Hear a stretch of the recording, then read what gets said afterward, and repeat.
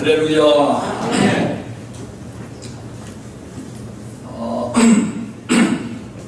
옥수수같이 쏟아지는 빗속을 뚫고 예배드리기 위해서 찾아오신 여러분들에게 오늘 하나님께서 피를 쏟아 붓는 것처럼 하나님의 은혜를 그렇게 쏟아 부어주실 줄로 믿습니다. 아멘. 기대하시기를 바랍니다. 아멘.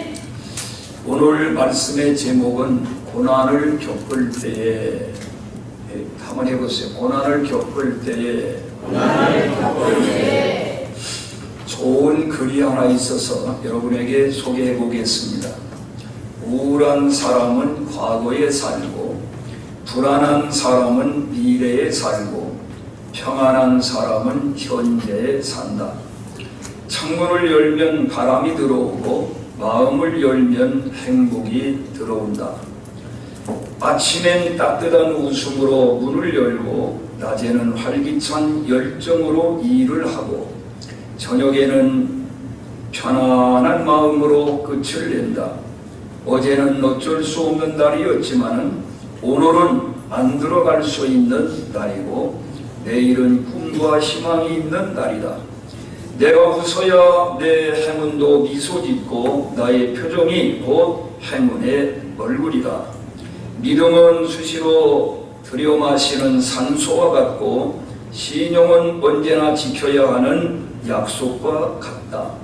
웃음은 평생 먹어야 하는 상비약이고 사랑은 평생 준비해야 하는 비상약이다. 기분 좋은 웃음은 집안을 환하게 비추는 햇볕과 같고 햇볕처럼 화사한 미소는 집안을 들여다보는 천사와 같다. 꽃다운 얼굴은 한철에 불과하나 꽃다운 마음은 평생을 지켜준다. 장미꽃 한 송이는 100년의 향기를 풍긴다. 건강할 때는 사랑과 행복만 보이고 허약할 때는 걱정과 슬픔만이 보인다. 혼자 걷는 길에는 예쁜 그리움이 있고 둘이 걷는 길에는 어여쁜 사랑이 있고 셋이 걷는 길에는 따뜻한 우정이 있고 우리 걷는 길에는 손잡는 힘이 있다. 어떻게 괜찮아요? 네. 좋죠? 네. 좋으니까 제가 여러분에게 소개를 한 것입니다. 여러분, 사람이 누구를 막론하고 고통을 겪고 싶은 사람은 없을 겁니다. 그러나 태어나서 죽기 전까지 우리는 이런저런 고통을 원하지 않지만 고난을 우리는 겪으며 살아가는 것이 사실입니다. 혹은 어떤 사람들은 자원해서 고통의 길을 안 가도 되지만 사명감을 가지고 그 길을 자원해서 가는 사람도 있기는 있습니다. 고통이라고 하는 이 고통, 고난 어디서 왜 오는가? 그 원인이 무엇인가? 몇 가지로다가 말씀드릴 수 있는데 첫째로는 자신의 죄 때문에 오는 고통이 있습니다. 예를 들어서 자기가 도둑질을 했으면 그 도둑질한 거에 대한 벌을 자기가 받으면 그게 고통입니다. 강도짓을 하고 사기를 치고 살인을 하고 성추행을 하고 개인적인 죄로 인해서 오는 그런 고통이 있습니다. 또 자기가 게을러서 공부해야 할 때 공부하지 않고 일해야 할 때 놀기만 하고 그렇게 무절제하게 삶으로 말미암아 고통을 겪는 사람도 있습니다. 그래서 노년이 돼가지고 멸시와 천대를 사람들로부터 받는 아주 자존심 상하는 그런 인생을 살기도 합니다. 그런가 하면은 사회적으로 이 구조학 때문에 겪는 고통이 있습니다. 자기 잘못은 아닌데 이 사회가 그래요. 구조적으로다가 겪는 그런 이 고통이 있습니다. 예를 들어 법이 잘못돼 가지고 아주 애매하게 고생을 하는 경우도 많이 있습니다. 또 우리나라 옛날 같으면은 반상제도가 있어 가지고 양반과 쌍놈으로 이렇게 신분을 갈라놓는 그걸로 인해서 고통을 겪는 마음의 고생과 이 사회적으로 출세도 할 수가 없고 마음속에 늘 억울한 분을 품고 살아왔습니다. 지금도 남아있는 인도 같은 경우에 카스트 제도 같은 경우 정말 억울하죠. 그러니까 자기는 아무 잘못도 없는데 이 신분을 계급으로 갈라놓는 겁니다. 브라만 계급이 있어. 브라만, 이거는 승려들, 성직자들 최고의 아주 신분입니다. 그 다음에는 크샤트라다라고 하는 왕이나 귀족들이 계급입니다. 그리고 바이샤, 이건 상인, 보통 사람들. 그 다음에는 수드라, 노예, 천민들을 말하는 것이고, 거기다가 특별히 불가촉 천민이라는 게 있어요. 이 네 계급에도 들어가지 못하는 불가촉 천민이라는 것은 그 사람이 바라보기만 해도 자기가 부정탄다고 그러고, 그 사람 손만 만져도 접촉만 해도 부정타고 재수없다고 그러고, 그러니까 정말 기가 막히는 거예요. 지금은 이제 그런 것들이 많이 없어졌지만은 아직도 그런 그 신분에 관련 신분으로다가 사람을 차별하는 그런 경우가 있습니다. 이게 참 억울하겠죠. 자기가 그런 신분으로 태어나고 싶어 태어난 것도 아니고, 전혀. 또 우리가 이 세상에서 너무 무능한 부모 밑에서 태어나가지고 고생하는 경우도 있습니다. 특별히 또 부모가 도박을 한다든지 알코올 중독자라든지 혹은 부절제하게 살아가지고 유전병이 있어가지고 물려받는다든지 이래가지고 본인과는 아무 상관없이 겪는 그런 고통도 있습니다. 그런가 하면은 시련, 단련 이런 마음은, 다시 말하면 운동선수가 지금 내년이면은 뭐가 열리죠? 우리나라에서 동계 올림픽 대회가 열리는데 거기에 출전을 하고자 하는 사람은 매일같이 침대에 누워서 이리 둥글 저리 둥글하고 먹고 싶은 거 다 먹으면서 아주 편안하게 지내면 되겠죠? 그럼 나가서 메달을 딸 수가 있겠습니까? 나가지도 못해. 거기로 선수로 선발된다는 자체도 어렵지만은 되고 난 다음에 자기 메달권에 들어가려면은 정말 피눈물 나는 고생을 해야 돼요. 그거는 벌 받는 거는 아니야. 벌 받는 게 아니고 자기가 어떤 목적을 이루기 위한 하나의 과정으로서 그런 자격을 얻기 위해서 그렇게 시련, 단련을 하는 것입니다. 그 다음에는 대속적인 고난이라는 게 있어요. 그건 예수님이 말하면 받으신 고난은 전부 다 남을 위한 고난이었어요. 우리가 겪는 고난은 남을 위해서 고난을 겪는 경우도 가끔 있긴 있지만은, 그러나 그거는 예수님과 같이 그런 대속적인 고난이라고 말하기는 어렵다 하는 것입니다.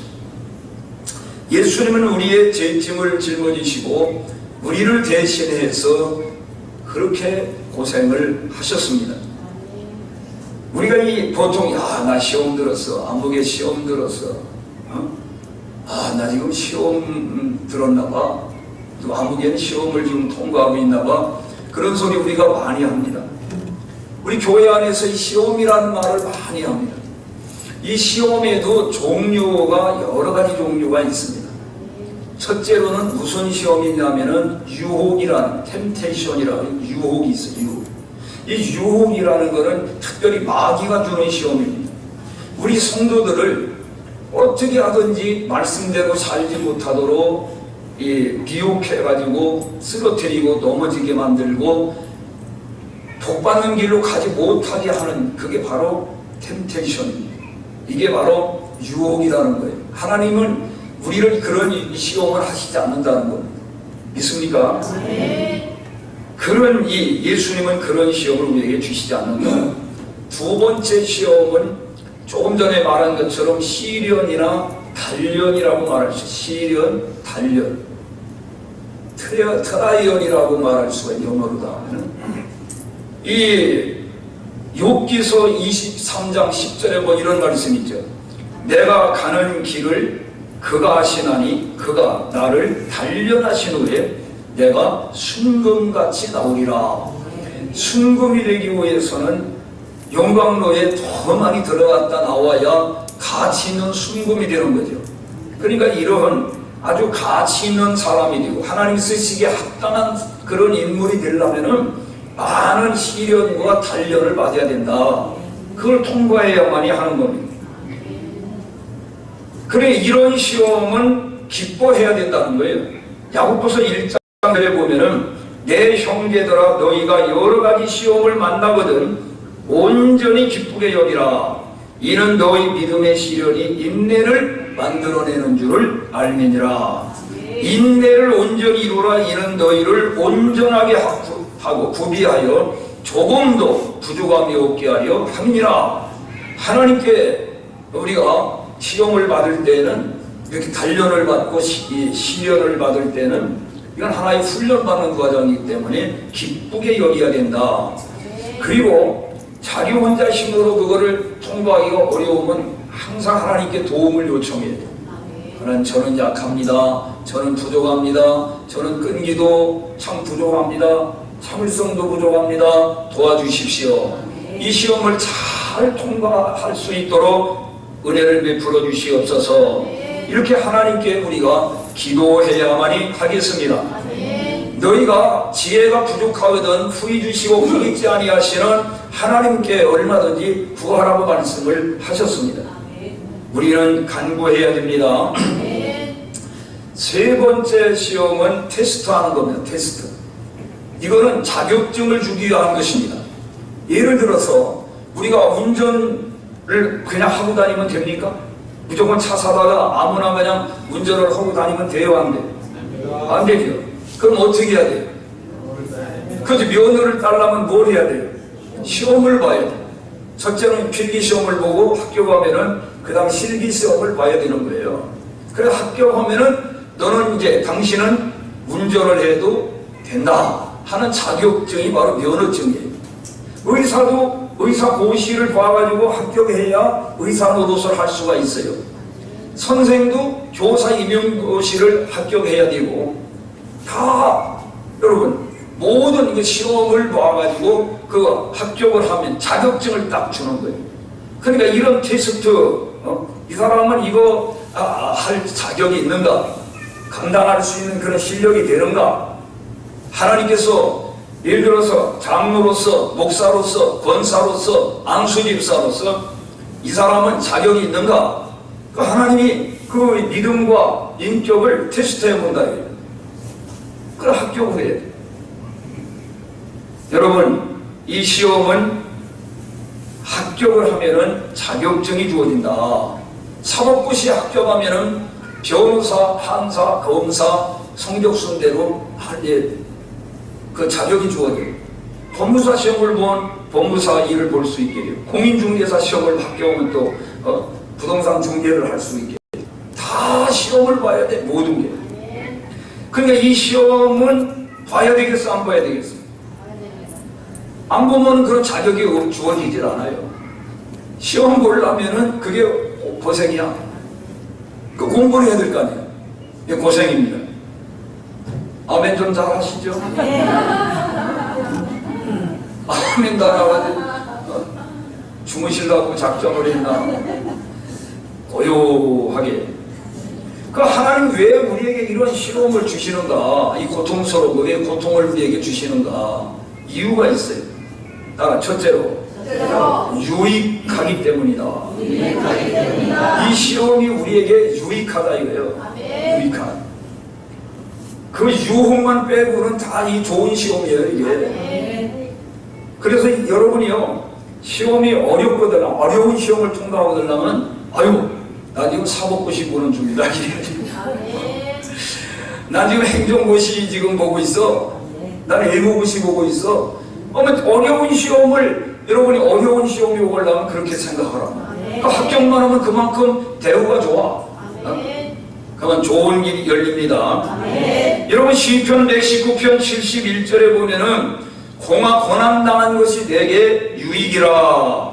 이로 말미암아 내가 주의 율례들을 배우게 되었나이다. 고난당한 것이 내게 유익이라고 그랬어요. 유익이라. 67절에 보면 고난당하기 전엔 내가 그릇 행하였더니 이제는 주의 말씀을 지키나이다. 고난이 오기 전엔 내가 아주 형편없이 살았어.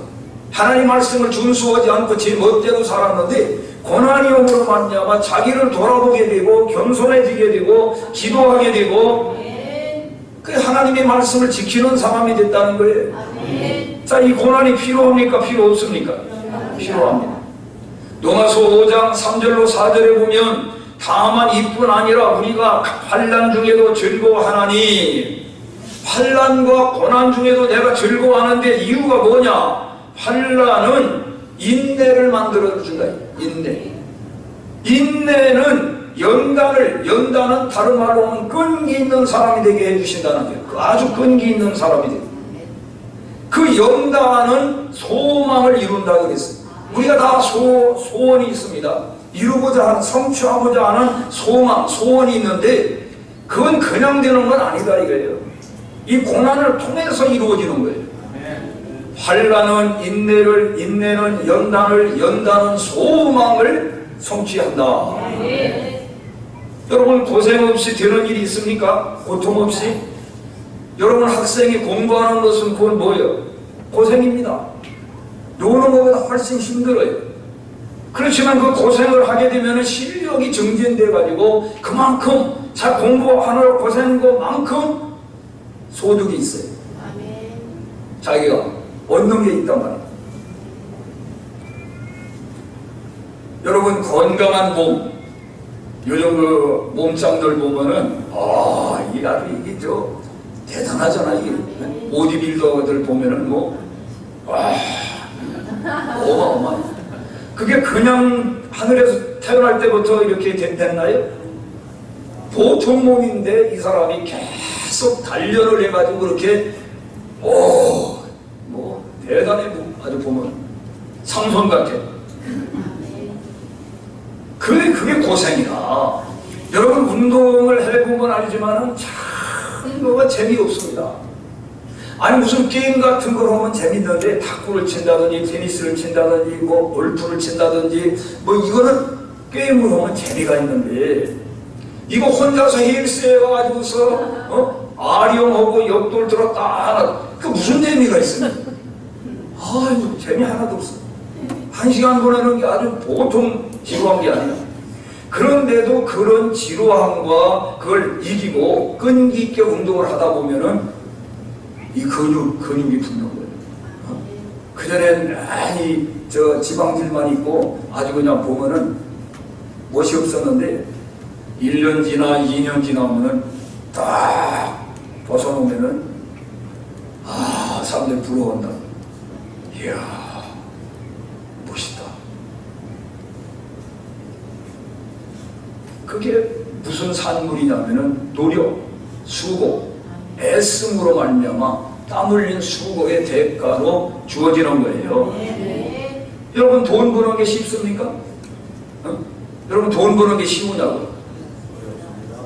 어렵죠. 돈 버는 게 참 어렵습니다. 여러분 사업하는 게 쉽습니까? 직장생활하는 게 쉽습니까? 그거 다 어려운 겁니다. 남이 보기에는 아주 쉽게 거저오는 것 같이 보이죠. 정말 힘듭니다. 나도 이거 설교하려면은요, 이거 쉬운 거 아닙니다. 내가 새벽 몇 시에 일어난 줄 아세요? 3시면은 어김없이 일어납니다. 2시 반에 일어날 때도 많고. 눈이 침침하고 책을 이렇게 읽으려고 그러면은, 이 녀석의 정이 있다. 눈이 침침해요, 눈이. 다른 게 문제가 아니라 성경을 읽는데 새벽에 일어나서 하면 눈이 침침해요. 그게 제일 힘들어요. 근데 책을 안 읽을 수가 없잖아요. 늘 책을 읽어야지. 그게 힘들어. 그게 힘들게 설교 한 편을 만들어내면 여러분이 잘 들어야 돼요. 그 내가 보람을 느끼는 거예요. 그렇지 않고 딴 데나 보고 있고 졸고 있고 이러면은 보람이 없어. 그러면 아유 저 양반 저렇게 말이야 남이 수고한 것도 모르고 저러나 고통 없이 얻어지는 건 하나도 없다. 제가 헬스에 가가지고 딱 느낀 거예요. 이 하기 싫은 걸 이걸 해야 몸이 건강에 유익이 되는구나. 수고 없이 오전 일하면 아무것도 없다. 요즘 젊은이들이요, 결혼을 잘 안 합니다. 결혼을 해도 늦게 하고 아기를 안 낳으려고 하다가 하나는 뭐 많이 날 수가 없어. 늦게 하기 때문에. 아니 여자들이 30이 넘어가지고 결혼하니 뭐 아기를 많이 낳을 수가 있습니까? 남자야 뭐 70세도 낳을 수가 있지만 이 여자는 그때 지나면 안 되는 거예요. 그 왜 결혼을 안 하려고 하냐? 혼자 사는 게 편하다. 물어보세요. 편하다는 거예요. 그 대신에 기쁨도 주고 혼자 살면 좋은 점이 있지만은 또 함께 사는 그 기쁨은 또 자기는 모르잖아. 애기 안 낳으면 편한 거 사실이야. 애 하나 낳아가지고 기른다는 게 보통 힘들어. 그렇지만 아이를 낳아가지고 기르는 가운데에 그 얻는 기쁨은 또 자기는 그 맛을 볼 수가 없는 거예요. 수고를 해야 수고를 해야. 여러분 씨를 심고 농부가 봄에 씨를 심는 게 그게 쉽습니까? 무척 어렵습니다. 그리고 씨를 심고 그 다음에 김을 내고 거름을 주고 그래도 가을에 그 열매 따는 기분이 그냥 사다 먹는 사람하고 자기가 농사 지어가지고 그거 따먹는 재미는 해본 사람만 아는 거예요. 해본 사람만. 그 제가 이 자녀로부터 효도를 커가지고 효도를 하면 참 좋지만은 그게 억지로 됩니까? 할아버지다 보는들이 효도를 합니까? 지가 불어나야 하는 건데. 그래도 괜찮다 이게. 왜? 어렸을 때 유치원 들어가기 전까지 이미 효도 다 받았다. 지가 효도하고자 해서 한 건 아니지만은 그러나 그 아들, 딸로 인해서 얼마나 많이 우리가 기쁘고 얼마나 많이 즐거웠냐 이거예요. 그러니까 그걸로써 효도 다 받았다 이렇게 생각하면은 그 다음엔 어쩌다가 좀 잘하면 그 덤으로 받는 거니까 보너스다 이렇게 생각하면 돼. 보너스. 이놈의 자식들이 말이야 키워놨더니 그렇게 하면 섭섭해서 못 살아. 그러니까 나는 어렸을 때 다 받았다. 그것만도 나는 넘치게 받았다. 이렇게 생각하고 어쩌다가 또 뭐 하나 잘하면 아이고 이 웬 보너스냐. 이 보너스라는 거는 자주 나오는 게 아닙니다. 어쩌다 한 번씩 나오는 거지. 그러니까 그렇게 마음을 생각을 하면 된단 말이에요. 그리고 이 고난이라는 것 말이 고통이라는 거를 그렇게 고생이다라고만 생각할 게 아니에요. 자녀는 우리가 사랑으로 이렇게 하다 보면 사랑으로 키우기 때문에 그게 즐거운 거예요. 고생이 즐거움이 되는 거예요. 마음 먹기 달려있어. 모든 게 마음을 어떻게 먹느냐가 중요하다 하는 겁니다. 여러분 얼마 전에 뉴스를 들어봤겠지만은 임현수 목사님이라고 우리 한국계 카나다 시민입니다. 북한이 약 20년 동안을 고아원도 지어주고 양로원도 지어주고 목욕탕도 지어주고 수많은 의약품이며 하여튼 옷이며 20년 동안을 북한의 그 어려운 사람들을 돌보는 일에 전심전력을 했습니다. 수많은 정말 도움을 준 그런 훌륭한 목사님인데 한국에 와가지고 미국에 이렇게 가지고 설교하는 중에 북한의 특권층들이 소수가 자기들의 영광을 위해서 그 국민 인민들을 너무 이렇게 어렵게 만든다 하는 그런 쪽으로다가 좀 비판하는 얘기를 했는데 그게 작년에 2015년도에 들어가가지고 체포됐어요. 제목이 뭐냐 하면은 국가 전복 음모죄야. 국가를 전복을 하려고 했다는 거예요. 그래가지고 재판을 받았는데 검사가 사형을 구형했는데 재판할 때에 종신노동교화소, 노동을 평생 종신토록 거기에 노동하는 그런 벌을 받아야 되는 그런 형을 받았어요. 그런데 지난번에 그 미국 청년 하나 죽었잖아요. 이름 뭐지? 원비요? 예. 그리고 이제 이 사람이 카나다 사람이잖아, 지금. 우리 한국 사람 같으면 절대 못 나왔다는 거예요. 카나다 국민이기 때문에 31개월 만에 석방이 돼가지고 카나다로다가 돌아가가지고 그가 심우하던 컴비 교회에서 간증 설교하는 거를 제가 이제 들어봤는데요. 그분이 이렇게 말했어요. 체포돼가지고서 종신 노동교화형을 받고서 31개월 동안 수감되어 있는데 내내 독방에다가 가둬놓는데 누구 한 사람 말을 붙이는 사람이 없는 거예요. 그리고 혼자 밥을 먹는데 2757번을 혼자 밥을 먹었다는 거지. 혼자 밥 먹는 거 어떻게 맛있어요? 먹어봤어야 알지. 그리고 하루에 8시간씩 노동을 하는데 총을 찬 군인이 계속 감시하는 거예요. 무슨 노동을 하냐면 구더기 파는. 그 추운 겨울에 꽁꽁 얼어온 그 땅을 파는데 곡괭이가 3번이나 부러졌다는 거예요. 그리고 손발이 다 동상이 걸려가지고 도저히 해가지고 병원에 가가지고 2달 동안 입원해서 치료를 받았다고 합니다.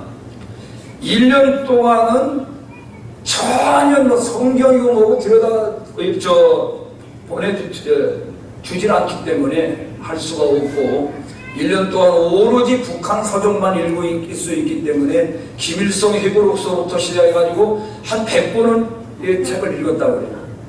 그래서 아주 북한의 전문가가 됐다고 그래요. 완전히 북한이 되었어요. 그리고 주일날 아침이면은 혼자서 이제 그래가지고 1년이 넘은 다음에 사모님이 보내준 성경 찬송을 이제 그걸 받아가지고 이제 읽게 되는데 주일날이면은 혼자 예배를 드리는데 오전 7시서부터 예배를 시작해가지고 3시간 동안 찬송을 하고 저녁 8시에 예배가 끝났다는 거예요. 그럼 몇 시간 예배한 거예요? 11시간?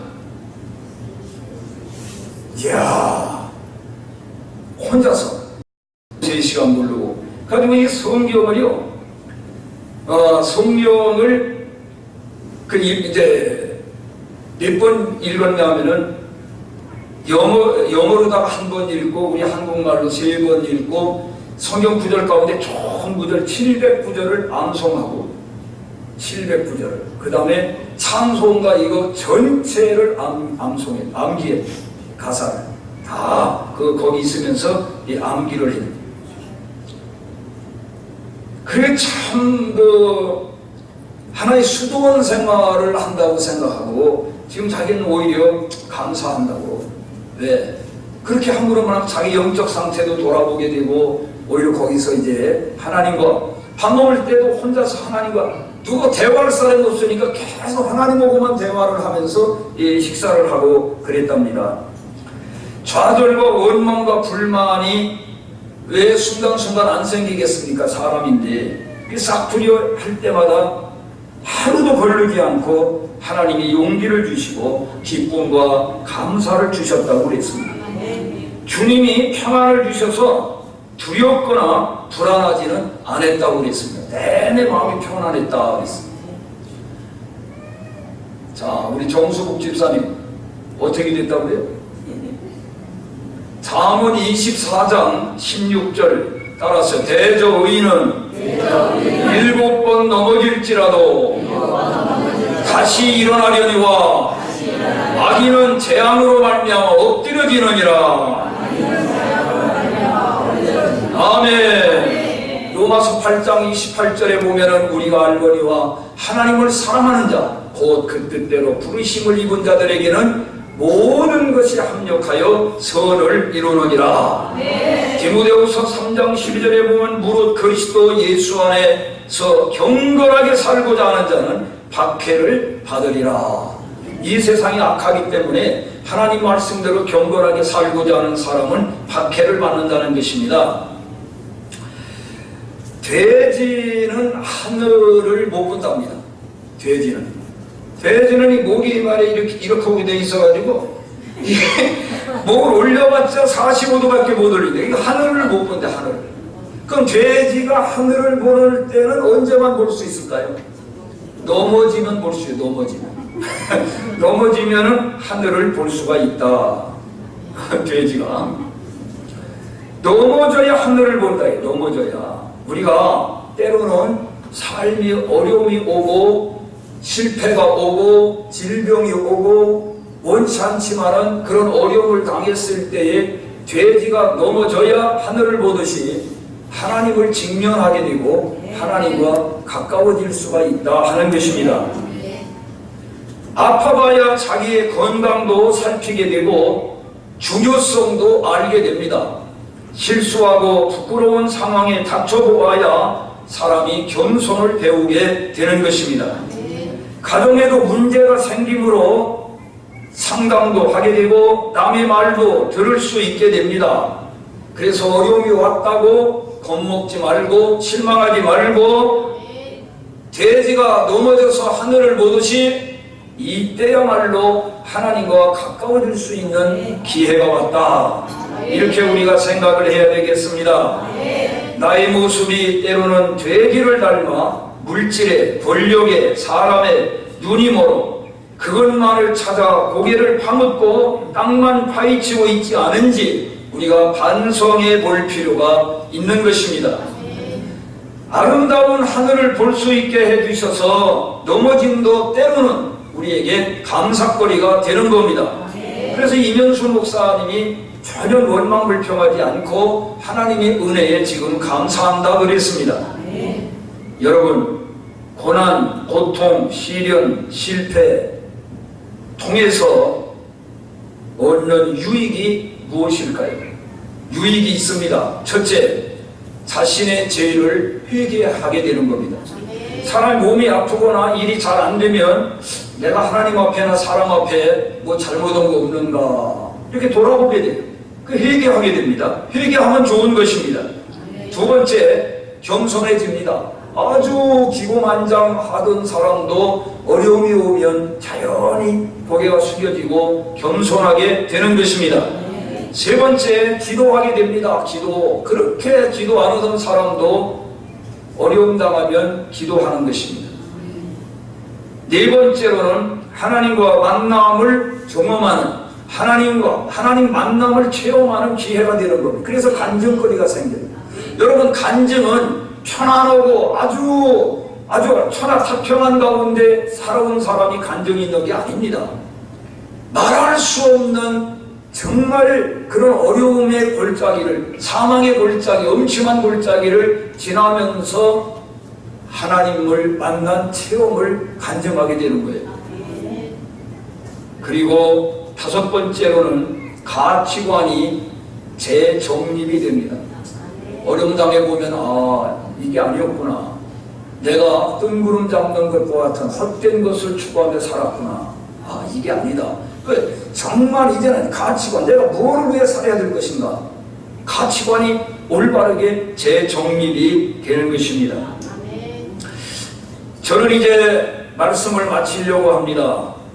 복음성가 가운데 주님 손잡고 일어서세요 하는 그 복음성가가 있는데 아주 참 좋아요. 왜 나만 겪는 고난이냐고 불평하지 마세요. 고난의 뒤편에 있는 주님이 주실 축복 미리 보면서 감사하세요. 너무 견디기 힘든 지금 이 순간에도 주님이 일하고 계시잖아요. 남들은 지쳐 앉아 있을지라도 당신만은 일어서세요. 힘을 내세요. 힘을 내세요. 주님이 손잡고 계시잖아요. 주님이 나와 함께함을 믿는다면 어떤 역경도 이길 수 있잖아요. 왜 이런 슬픔 찾아왔는지 원망하지 마세요. 당신이 잃은 것보다 주님께 받은 은혜 더욱 많음에 감사하세요. 너무 견디기 힘든 이 순간에도 주님이 일하고 계시잖아요. 남들은 지쳐 앉아 있을지라도 당신만은 일어서세요. 힘을 내세요. 힘을 내세요. 주님이 손잡고 계시잖아요. 주님이 나와 함께함을 믿는다면 어떤 고난도 견딜 수 있잖아요. 기도하겠습니다.